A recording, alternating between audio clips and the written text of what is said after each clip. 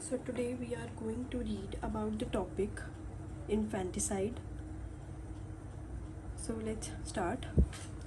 What is infanticide? हम सबसे पहले डेफिनेशंस देखेंगे इन्फेंटिसाइड, फीटिसाइड और फिलिसाइड की, जो आपको पता होनी चाहिए. इन्फेंटिसाइड होता है जब एक बच्चे के बर्थ के बाद से लेकर टिल 1 ईयर ऑफ एज तक, इस बीच के दौरान उसको मार दिया जाता है. That is infanticide. Foeticide is उसके बर्थ से पहले उसको मार दिया जाता है in the uterus. Okay, that is foeticide. For example female foeticide. And filicide is जब बच्चे को मार दिया जाता है through his parents, like by his parents, उसके पेरेंट्स उसको मार देते हैं. That is known as filicide. And now let's move to the next topic which is rule of हैसे. Rule of Haase हम यूज़ करते हैं to estimate the length, the age of fetus. इसमें हम 3 चीज़ें वी नीड टू नो कि जो length of foetus है हम मेजर करते हैं फ्रॉम क्राउन टू हील, उसके सर से लेकर उसके पाँव तक हम उसकी लेंथ को मेजर करते हैं इन सेंटीमीटर्स. हम प्रेगनेंसी के पीरियड को 2 पार्ट्स में डिवाइड करेंगे, first 5 months and last 5 months. First 5 months में आप उसकी लेंथ जो भी होएगी उस फीटस की, उसका स्क्वायर रूट करोगे. That will give the approximate age of fetus in months. For example fetus का आपने लेंथ मेजर करा और वो आया 9 सेंटीमीटर्स. तो जब आप 9 सेंटीमीटर्स का स्क्वायर रूट करोगे दैट विल कम एज 3. तो उसकी एज उस टाइम पे 3 मंथ्स होएगी. And during the last 5 months जो भी सेंटीमीटर्स में आप लेंथ को मेजर करोगे, जब आप उसको 5 से डिवाइड करोगे, for example 30 centimetres, 30 divided by 5 is equal to 6. तो उसकी एज होएगी 6 months. Okay, now we need to know about the dead born foetus. So इसमें हम पढ़ेंगे पहले तो features of dead born foetus. पहले तो आपको ये पता होना चाहिए कि डेड बॉर्न फीटस होता क्या है. जब एक फीटस का बर्थ होता है but it is already dead, उसकी डेथ यूट्रस के अंदर ही हो चुकी है, that is dead born foetus. So इसके आपको कुछ फीचर्स मतलब आपको पता होना चाहिए कि इसमें फीचर्स क्या होते हैं. So first one is rigor mortis. अगर आप राइगर मोर्टिस देख पा रहे हो that is a dead born fetus, you know. After that comes maceration. Maceration क्या होती है? देखो, एक बेबी होता है, वो होता है एक एमनियोटिक सैक में where a lot of amniotic fluid is present. आपको पता है ये बात. एमनियोटिक फ्लूड जो है it causes autolysis of the fetus. Amniotic fluid autolysis करवा देता है फीटस का, which is aseptic. You need to remember aseptic autolysis. अब ये एसेप्टिक टर्म क्यों यूज़ हुई? क्योंकि इसमें कोई बैक्टीरिया इन्वॉल्व नहीं है. सो इसमें what are the signs of maceration. सबसे पहले earliest sign of maceration is skin slippage. सबसे पहले आप विद इन 12 आवर्स आप देखोगे कि एक तो बेबी की स्किन जो है वो रेड हो चुकी है, रेडनिंग ऑफ स्किन. दूसरी चीज़ आप देखोगे skin slippage which is the earliest sign. Okay, और फिर अगले डबल टाइम कर दो आप 12 आवर्स के बाद. With in 24 hours you will सी कि जो बेबी की स्किन है वो ब्राउन हो चुकी है और उस पर ब्लिस्टर्स आ चुके हैं. आप ब्लिस्टर्स देख सकते हो और ब्लोटिंग हो रही है. तो आप ये याद रख सकते हो 3B से, BBB की ब्राउन, ब्लिस्टर्स एंड ब्लोटिंग. उसके बाद आप देखोगे कि मैसरेशन में जो डेड फीटस होता है, जो डेड फीटस है वो सॉफ्ट हो गया, फ्लैसिड है, विद स्वीटिश डिसअग्रीबल स्मेल. करीबन 2 दिन के बाद आपको एक स्मेल आएगी which is sweetish disagreeable smell. And जो बेबी है, जो डेड फीटस है वो सॉफ्ट और फ्लैसिड हो चुका है. सो ये कुछ चीज़ें हैं. इंटरनल ऑर्गन्स जो हैं वो ऑटोलिटिक डिकम्पोजिशन शो करेंगे बट लंग्स और यूट्रस विल रिमेन अनचेंज्ड, उनमें कोई बदलाव नहीं आएगा. उसके बाद आप एक डेड बॉर्न फीटस में और क्या देख सकते हो? You can see Spalding sign. अब स्पॉल्डिंग साइन क्या होता है कि इसमें ओवरलैपिंग होती है ऑफ द स्कल बोन्स. आप इमेजिन करो कि एक ब्रेन इंटैक्ट पड़ा हुआ है. अब जब उस ब्रेन की लिक्विफैक्शन हो जाती है, सेरेब्रम जो है वो श्रिंक हो जाता है, तो skull bones will tend to overlap.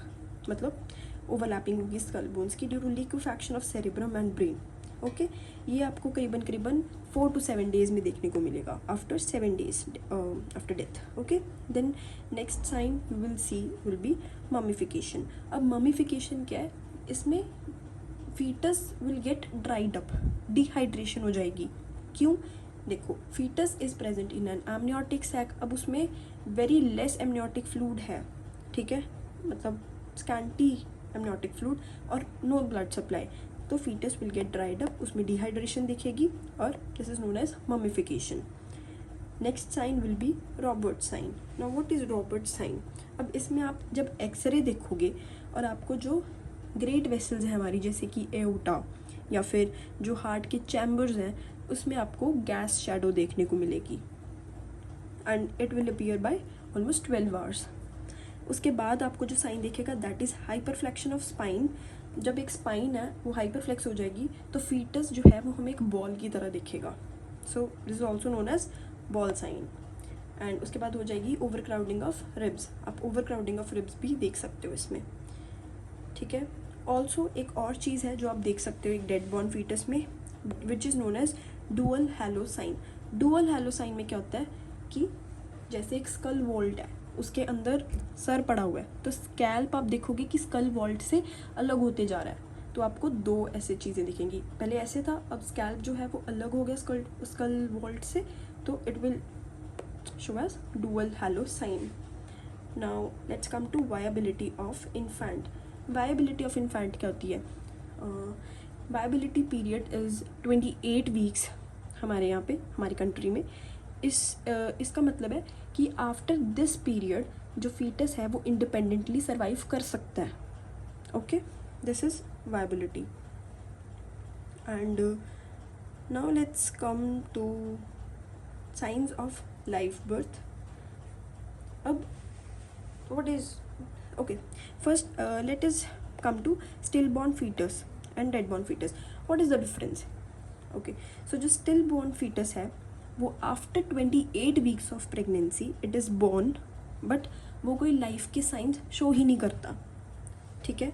And dead born fetus is कि वो यूट्रस के अंदर ही उसकी डेथ हो चुकी है. This is the main difference. And still born fetus होने का कॉज हो सकता है एनॉक्सिया, प्रीमेच्योरिटी, बर्थ ट्रॉमा और toxaemia. Whereas dead born fetus के क्या कॉजेज हो सकते हैं? कोई कंजेनिटल अनोमली या फिर ABO-RH incompatibility. Now let's come to signs of live birth.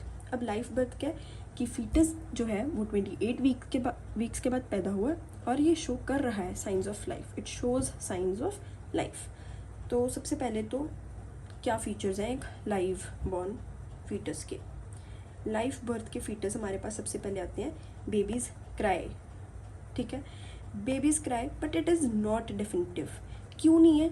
क्योंकि we can also hear the cry of baby in the vagina, in the uterus. It is known as vagitus vaginalis or vagitus utrinus. ये बहुत ही rare cases है, but हाँ हम देख सकते हैं. तो इट इज़ नॉट डेफिनेटिव. तो दूसरा साइन हमारे पास आता है, फीचर आता है मूवमेंट ऑफ लिम्स. अगर वो अपने मसल मूवमेंट शो कर रहा है, मसल लिम्स की मूवमेंट शो कर रहा है. ठीक है. और तीसरी चीज़ आती है स्नीजिंग या फिर yawning. And the most important one is respiration. अगर रिस्पायर कर रहा है वो बेबी तो हम कह सकते हैं that it is life born. इसकी फाइंडिंग्स क्या होंगी लाइफ बर्थ की? सबसे पहले हम देखेंगे changes in the lung. Changes lungs में क्या चेंजेस होंगे? लेट्स सी लंग्स में क्या चेंजेस होंगे. सो अगर बेबी रिस्पायर कर रहा है और अगर बेबी रिस्पायर नहीं कर रहा है. सो सबसे पहले तो अगर अनरिस्पायर्ड लंग है उसमें हमें ब्लूइश रेड कलर दिखेगा लंग का.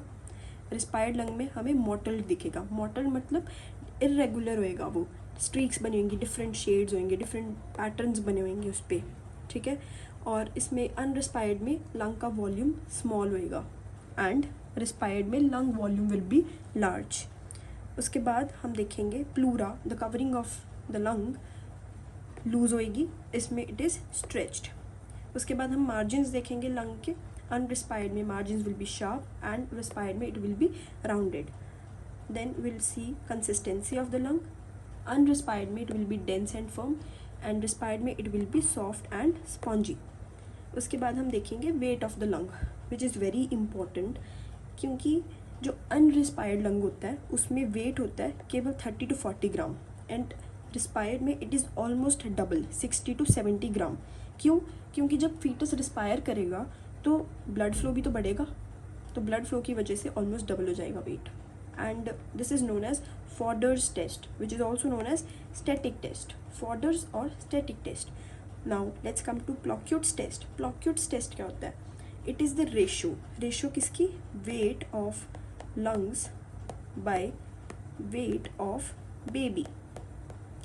सो Ploucquet's test is ratio of weight of lungs by weight of baby. तो अनरिस्पायर्ड में इट इज़ 1/70 एंड क्योंकि वेट ऑफ लंग्स बढ़ चुका है it is 1/35 here in the respired lung. फिर हम देखेंगे डायफ्राम. डायफ्राम जो है अनरिस्पायर्ड लंग में वो थोड़ा अबव लेवल पे होएगा at 4th-5th rib level and respired में थोड़ा लोअर लेवल पे होएगा क्योंकि lungs will get stretched and वो डायफ्राम को नीचे पुश डाउन कर देंगे that is 6th to 7th rib. उसके बाद वी कैन सी फ्लोटेशन और hydrostatic test. It is very important also. So hydrostatic test में क्या है कि या तो पूरा का पूरा लंग, होल लंग या फिर पार्ट्स ऑफ लंग सिंक कर जाएंगे वाटर में due to more specific gravity and in the respired lung float करेंगे. That way you can come to know. Alveoli unrespired lung में it's obvious it is non expanded and इसमें it is expanded. Microscopically आपको क्या दिखेगा कि alveolar सैक्स बंद है और इसमें डायलेटेड है सैक्स. उसके बाद आपको इसकी मेडिको लीगल इंपॉर्टेंस क्या है. It is very obvious. इसकी मेडिको लीगल इंपॉर्टेंस में आप पता कर सकते हो कि एक स्टिल या फिर डेड बॉर्न फीटस है या फिर एक लाइव बर्थ है. Okay and after that let's come to another internal findings of live birth. Fodere's test हम ऑलरेडी कर चुके हैं बट हाँ फॉर्डर्स टेस्ट में हमने करा कि जो लाइव होएगा रिस्पायर्ड लंग में हम वेट डबल देखेंगे, लंग का बढ़ जाएगा. बट कभी कभी ये भी होता है कि स्टिल बॉर्न में भी इंक्रीज़ हो सकता है. क्या क्या रीजंस हो सकते हैं उसके, या तो इडीमा होगा या फिर कंजेनिटल न्यूमोनाइटिस हो सकता है या फिर इनहेलेशन ऑफ एमनियोटिक फ्लूइड हो सकता है. अंदर फीटस ने एमनियोटिक फ्लूइड को इनहेल कर लिया हो जिसकी वजह से उसके लंग्स का वेट बढ़ गया हो. ठीक है.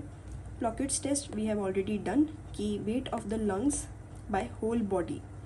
ओके देन हाइड्रोस्टैटिक टेस्ट में वी हैव ऑलरेडी डन कि इसमें आप अगर फुल लंग डालोगे या फिर पार्ट्स ऑफ लंग डालोगे तो उसमें अगर वो सिंक करेगा then that will be unrespired lung और अगर वो फ्लोट करेगा तो रिस्पायर्ड लंग होगा.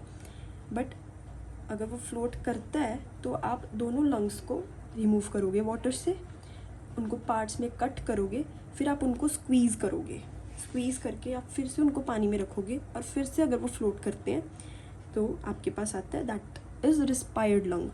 अब इसका क्या मतलब हुआ कि आपने उसको कट क्यों करा, आपने उसको स्क्वीज़ क्यों करा. क्योंकि आपने उसको स्क्वीज़ करा तो जो भी टाइडल एयर होएगी वो निकल जाएगी and the only left air will be residual air. तो which means it shows complete respiration. Okay and other changes are changes in the middle ear which is known as Wreden's test. इसमें क्या होता है कि जब baby breathe करता है तो जो यूस्टेशियन ट्यूब है वो ओपन कर जाएंगी और जो यूस्टेशियन ट्यूब में जेलेटिनस कनेक्टिव टिश्यू प्रेजेंट होएगा that will be cleared up. अगर वो क्लियर हो गया इट मीन्स रिस्पायर्ड एंड अगर वो क्लियर नहीं हुआ विच इज़ अगर वो प्रेजेंट है वहाँ पे that means unrespired. Now will see changes in the stomach. अब अगर आप एक स्टमक लो ड्यूरिंग ऑटोप्सी, ड्यूरिंग पोस्टमार्टम, आप स्टमक को लाइगेट कर दो and put it in water. उसके बाद आप स्टमक को पंक्चर करो. अगर तो वाटर में फिर एयर बबल्स आती हैं मतलब एयर थी, अगर नहीं आती हैं तो नहीं थी, that will be unrespired. Okay now our next topic would be battered baby syndrome. Battered baby syndrome is also known as Caffey syndrome or maltreatment syndrome. As the name suggests, maltreatment, it means एक ऐसा बच्चा, battered child, एक ऐसा बच्चा जिसको repetitive, you need to remember this word, repetitive physical injuries होती हैं. कोई एक्सीडेंट नहीं है, कोई या it is a non accidental violence by parent और a guardian. Repetitive physical injuries दी जाती हैं एक बच्चे को बाया हिज पेरेंट्स और गार्डियन. ठीक है. अब इसके फीचर्स क्या हो सकते हैं. दो तरह के फीचर्स हो सकते हैं, या तो रिलेटेड टू चाइल्ड या रिलेटेड टू पेरेंट और गार्डियन. चाइल्ड रिलेटेड कौन से होंगे कि age, majorly below 3 years of age के बच्चों में हमें देखा जाता है ये. More common in male children. Status of the child usually illegitimate होता है. अनवांटेड चाइल्ड में ये ज़्यादा होता है, या फिर प्रेगनेंसी अगर होती है बिफोर मैरिज और as a result of failure of contraception. Position in family, या तो ये एल्डेस्ट बच्चे के साथ होएगा या फिर youngest child. Related to parent और गार्डियन कौन से फीचर्स हैं? मैरिटल स्टेटस, या तो वो अनमैरिड कपल है, ठीक है। Age of parents, usually parents अगर यंग होते हैं, या फिर एजुकेशनल स्टेटस उनका लो होता है, या फिर कोई एडिक्शन है, reckless lifestyle, often indulging in drugs, कोई सब्सटेंस अब्यूज़ है, ठीक है। चाइल्डहुड हिस्ट्री, अगर पेरेंट्स खुद इस ट्रॉमा से गए हैं तो it inflicts upon the child too. And psychological factors हैं, लो टॉलरेंस थ्रेशोल्ड है, very aggressive nature, this can be the reasons, okay. Now अब फीचर्स क्या हैं इस चीज़ के? बैटर्ड चाइल्ड आप कैसे सस्पेक्ट कर सकते हो?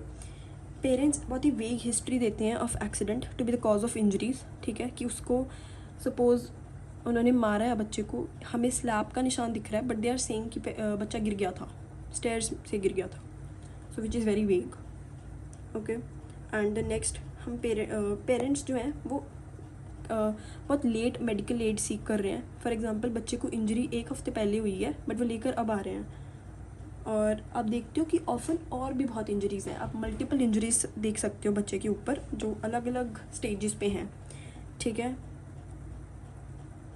In many cases the parents later admit to have assaulted their children but only mildly for punishment, और बहुत सारे केसेस में पेरेंट्स एक्सेप्ट भी कर लेते हैं, दे कन्फेस कि हाँ हमने एक बहुत ही माइल्ड पनिशमेंट के तौर पे इनको मारा था, ठीक है।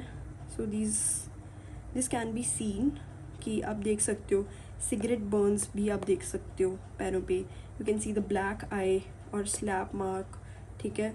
You can see burns from an iron, या फिर बेल्ट से मारा गया उस बच्चे को, ठीक है। You can see butterfly shaped injury, you can see bite marks here, okay.